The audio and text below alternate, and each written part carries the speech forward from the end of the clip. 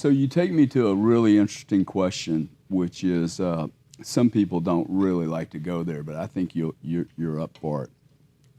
Have you underestimated your ability to make an impact? Whether that's money or change, like Mother Teresa made an impact, right? You don't have to be on social media to make an impact. You don't have to make money to make an impact. Have you underestimated or overestimated your ability to be a productive member of society, a success? Yeah. I'm pretty sure you're not going to end up broke, right? That means you're not going to be a drag on the system. Your family's not going to be a drag on the system, hopefully. Yeah. God willing. I mean, the goal is to be a net positive to society, but value to, so you know what it is for me? For me, it is the battle you go through. And the battle is there's a side of you that's so confident.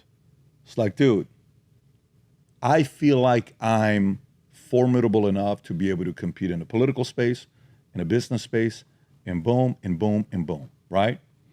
And then the other side, on the other side of the pendulum is, who the hell are you? You ain't got a 4-year degree. You're coming from a refugee family. You lived in Germany. You're from Iran. You know, you're Is half this an Syrian. inner voice? Yeah. So these two guys are debating in my head all the time, right? As I'm coming up. Still today? No longer today, but today it's at what levels do you think you're capable of going? Okay, so now it's no longer do you think you can make X, Y, Z money. I think math is on my side. If I want to make a lot of money, I'm going to make a lot of money.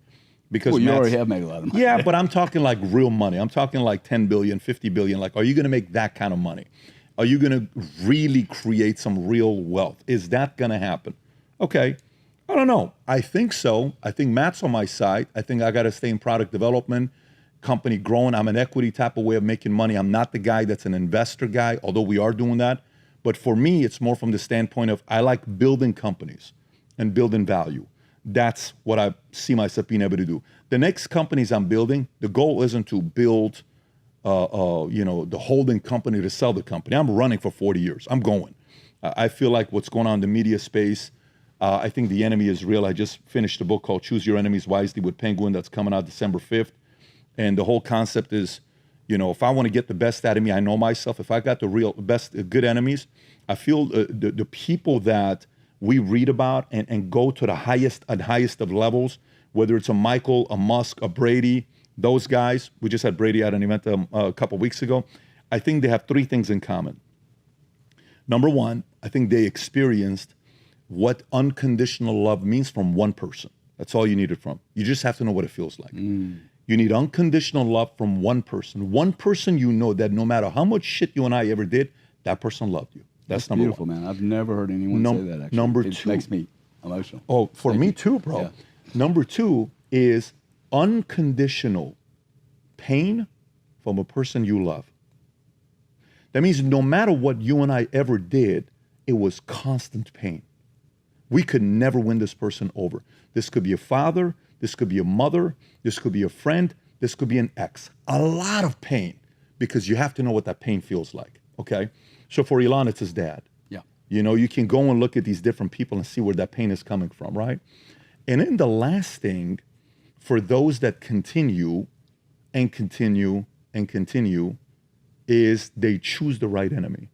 Whether the enemy chooses them or they choose the enemy, that enemy, the right enemy, tends to bring out a whole different side of them. Now, if somebody has experience... The right enemy. Because a wrong enemy can ruin your life, destroy your life, steal years away from your life. And then you wake up, you're like, what the hell just happened? Like, by the way, we can talk about the wrong enemy politically. We can talk about it for men, for women. We can talk about the wrong enemy could be in a lot of different ways. Women, the enemy is men. That's what the enemy is. And it's like, no, the enemy is not men. How many women joined the feminist movement thinking men were the enemy? 40 years later, they're 65 years old saying, what the hell did I do? Yep. What a wrong enemy I chose. You destroyed your life. So if we combine those 3, the love, the pain, the right enemy, and then the gaps when you don't have an enemy, so the bigger the enemy you choose, that can be a more formidable, that requires you to fight longer, maybe 10, 20, 30, 40 years, and some of the enemies that are permanent enemies, because they're not going away, so they can produce a energy and generate a certain level of endurance and stamina in you that you're willing to go for 20, 30, 40, 50 years, that's when you all of a sudden see yourself competing with someone that person, they're not smarter than you. That person is not more, capable than you. It's not about capability. It's not about intelligence.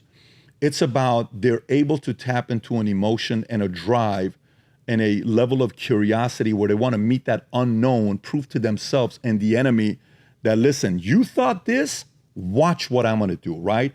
Watch, like even when you watch The Last Dance and everybody was talking about how Michael is psychotic. This guy's got mental issues. What the hell did George Karl tell you? He just walked by and forgot to say bye to you. You want to come to a restaurant while we're playing the playoffs and you don't want to say goodbye to me? You don't want to say take care of me? I'm going to kill you. I'm going to have to kill this guy. You're Isaiah Thomas. You come to the game. The year before, you whoop my ass. I can't come through you. And finally, I take care of my health. We go through the playoffs. We beat you. You don't shake your hands when you go. No problem. I'm going to kill you and you will never play on the dream team because I never forgot how you made me. So someone said, well, Michael's a psychopath. He's off. You may be right. Cool. What's your point? Yeah, but who the hell would want to be Michael? Michael. Yeah, but that's not a healthy life. Oh, yeah, then why do you watch him on TV all the time? Why did he entertain you for 10 years? Why did you watch him whoop on, Utah or whoop on? He must have been tapping into something. What did he do to you? Why were you so attracted to it? Oh, so the difference between you and him is you relate to him, you can be him, but you were afraid. Right. He found his enemies. So to me, so I have a hard time for me to sit on the sidelines and just kind of know that I can tap into that, but be like, no.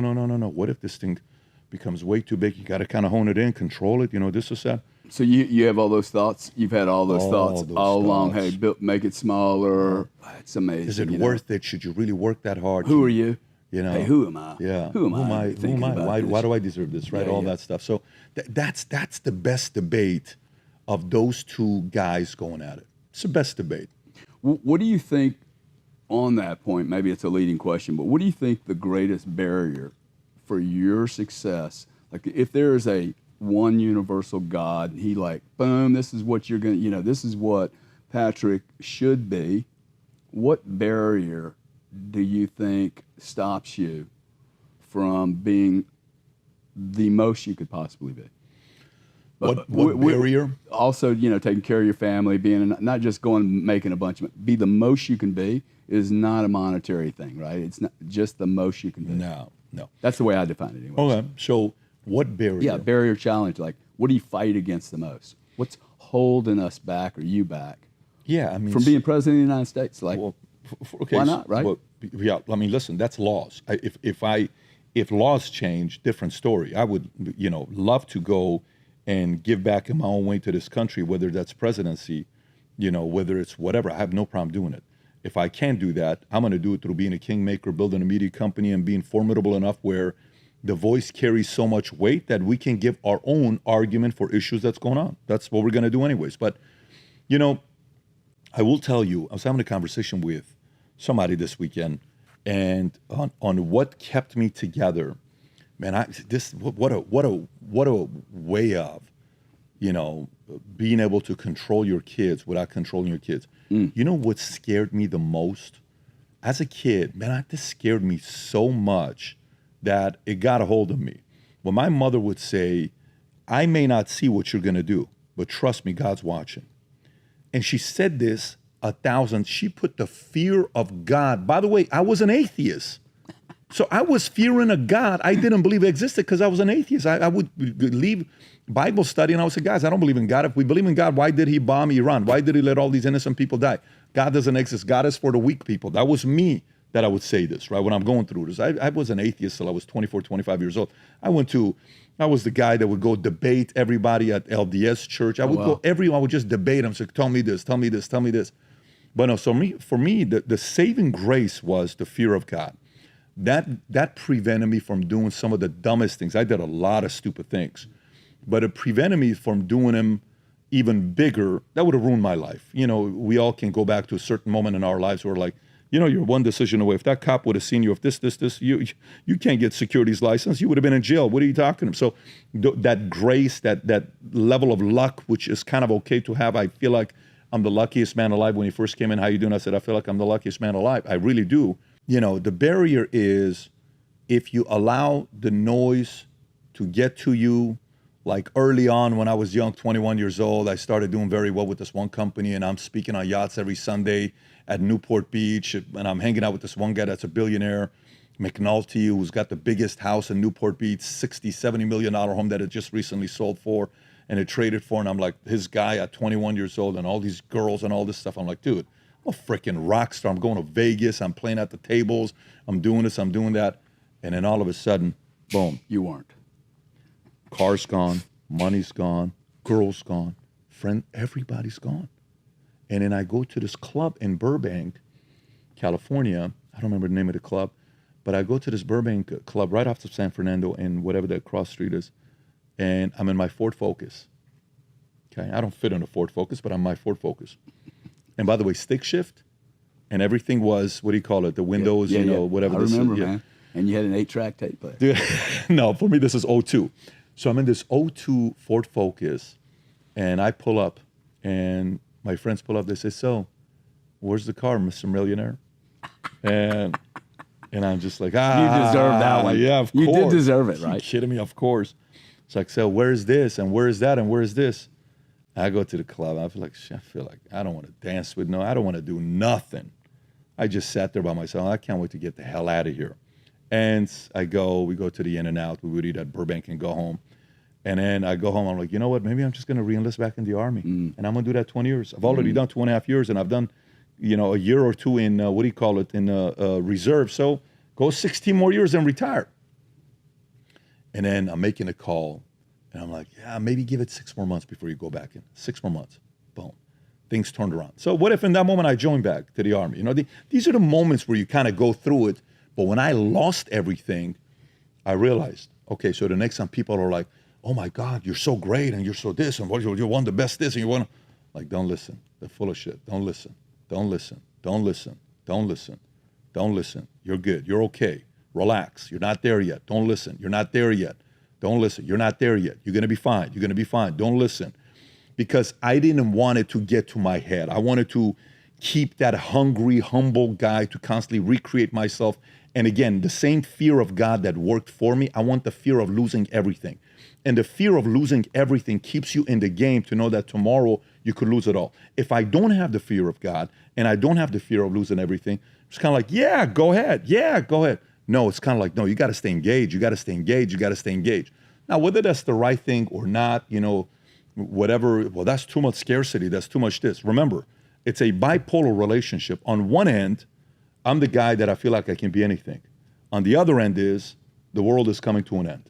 Okay, so that recipe of these two guys talking to each other and I'm listening to their conversation has allowed me to make better decisions. Because this guy whispers, so you're getting a little too cocky. Okay, this guy whispers, hey, da-da. That's the balance that's worked for me over the years. So barriers, I would say, whether it's listening to the wrong people or listening to too much of the hype and too much of the compliments can sometimes slow you down and buy your own BS hype. It's interesting you talk about the promoter and then the guy, you can't do it. It's like I have to learn to start listening to this guy. Like if my fear, do you have fear? Yeah. On a regular basis? Or, I think most people would look at a big guy like you doing what you're doing, like you would never be scared to meet anyone. No, I'm not. Or do anything? No, my fears are purely family fears. I don't have fears like, I don't have fears of losing money. I don't have fears of stuff like that. I need that, but I don't have that. It's purely kids. It's purely legacy. It's purely, more the paranoia side of, indoctrinating, and I have those kinds of fears, paranoia. Yeah, well, but I think that's what I'm, that is, like, I have a lot of fear. And it's never become really easy for me. Now, maybe that's because every 10 years I go into another industry and nobody knows me, so I'm having to break into the thing. Where I was trying to get to, you talked about enemies. And I think enemies and fear, they kind of, align on the same side of the balance sheet. The other piece is, confidence and friends. And like, do you find it easier to collect enemies or friends? Because I find it fucking difficult to find real high quality friends that are there. I'm not.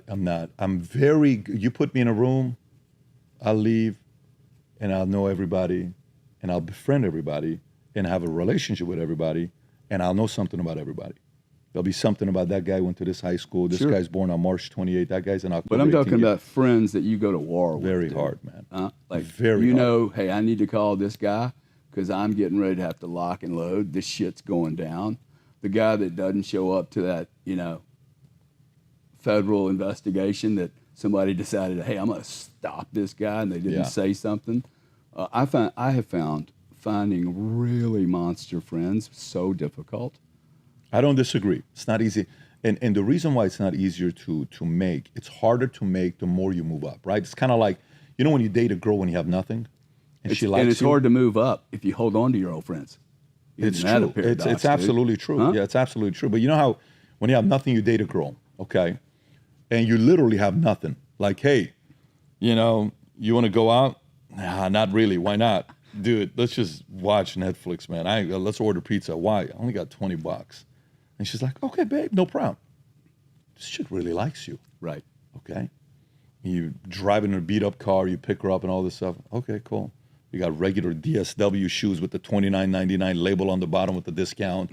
And she's got this ghetto belt that's about to fall apart, and your pants are cheap pants, and regular shirt you're wearing for $9.99 from whatever wood, that you got. But then later on when you got money, and you have a Ferrari, and you have nice cars, and you live in a nice home, and you got the clothes and the watches and all this stuff, and you go out. Is she really into me? Or is she into what I offer? What's she really into, right? So it's kind of like weird. So now, when you're broke and you have friends and, and then later on you have, money, and is this guy wanting to be friends because the benefits I offer, or is because he's going to be a ride or die guy when I need somebody? The truth of the matter is, guess what? You're not going to know. You're not going to know. You can go do a lie detective test. You can go do a DNA, blood test, this test, talk to the mom, talk to the dad, interview the last 20 exes and friends and all this stuff he's at, and how did he betray you and all this stuff. You're never going to know. So, but there's a risk. There's risk to love, Gary. There's risk to friendship. There's risk to relationship. There's risk to business. I think the alternative is to not take that risk, the controlled risk, not the reckless risk, like letting them in all. Like, for example, you come to my house, dude, ain't nobody going on the second floor. I'm not a second floor guy. You don't go on the second floor. My family lives on the second floor. Right. First floor is entertainment, second floor is kids. You just don't go on the second floor. Now, we've known each other and all this other stuff, and all of a sudden, hey, I want to show you something. I say, yeah, of course. That's controlled trust that we're going through. Reckless trust is, go for it. Sure. I'm not that guy. Yeah. I'm overly. Well, you got kids too. I got kids. I got, so I'm overly paranoid with some of those things. But I think the alternative to not allow that to happen, like when you look at Michael and Michael Jordan's friendship with Tiger, okay? And there's a whole thing where Tiger feels comfortable around Michael. Well, they built that relationship when Michael was in his 40s. Yeah. So how did that happen? So he can do it. We can too. Maybe we have to meet other people that are wired like us. And what would that be? It's a mutual understanding of a person that's given their best in a certain level, and they've gone through the certain experiences, the pain, the backstabbing that maybe you relate to. I think those opportunities are there, but it's not going to be every Friday night. So if you like this clip and you want to watch another one, click right here. And if you want to watch the entire podcast, click right here.